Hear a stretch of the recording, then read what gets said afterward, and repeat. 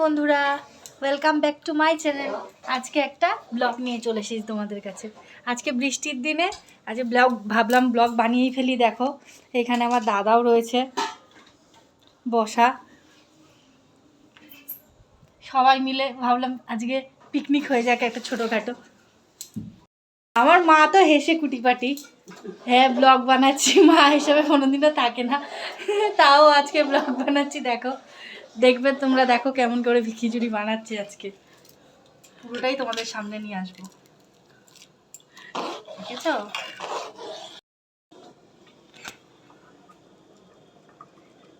দেখেছো কি ফুটছে, এগুলো সোমবার দেওয়া হবে। দেখুন এই রসুন পেঁয়াজ আর ডিম দিয়ে আজকে খিচুড়িটা হবে। এই তেল গরম করা হচ্ছে, এই তেজপাতা সোমবার দেওয়া হচ্ছে।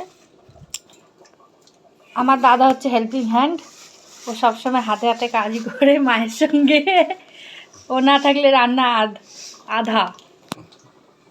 পাঁচফোড়ন দে দে মাপ মতন দিতে হবে।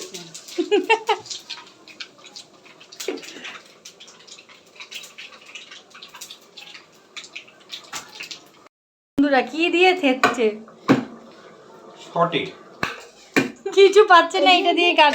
আপনারা এই টিপসটা কিন্তু ফলো করতে পারেন, অসুবিধা নেই। এবার পেঁয়াজটা দিয়ে দিল।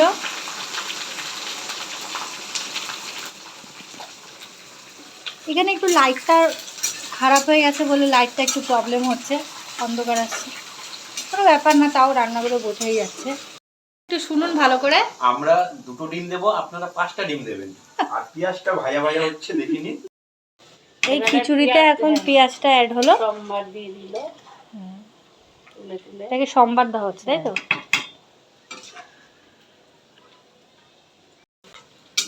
দেখুন দাদাও নাড়া দিচ্ছে, মাও করছে, মা এক পাশে দাদা এক পাশে, দুপাশে দিয়ে দিল।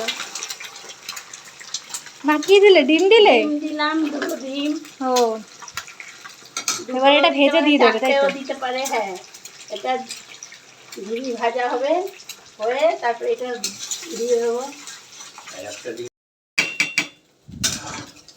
এবার ডিম দেওয়া হলো, এবার খিচুড়ির সঙ্গে হয়তো মিক্সড হবে সব। সে খেতে ওরা তর সইছে না, এই যে খিচুড়ি বাড়ছে মা বসে, আর দীপঙ্কর দোকানে তো ডিমের অমলেট করছে। আমার মেয়েও চলে এসেছে, এই যে স্পেশাল গেস্ট। আমার ভাই ওর সঙ্গে পেছনে লাগছে, দেখো ঠিক আছে, ভূতের ভয় ভূতের ভয় ভূতের ভয় দেখাচ্ছে। সারাদিন ওরা এরকমই করতে থাকে, আমার মা রেগে যায়। এখন সাজাচ্ছে সব, এটা আমার ভাইয়ের খিচুড়ি রেডি হয়ে গেছে, বাপিরটার ভাইয়েরটা রেডি হচ্ছে। খেতে বসে তাড়াতাড়ি খিদে পেয়ে যায়।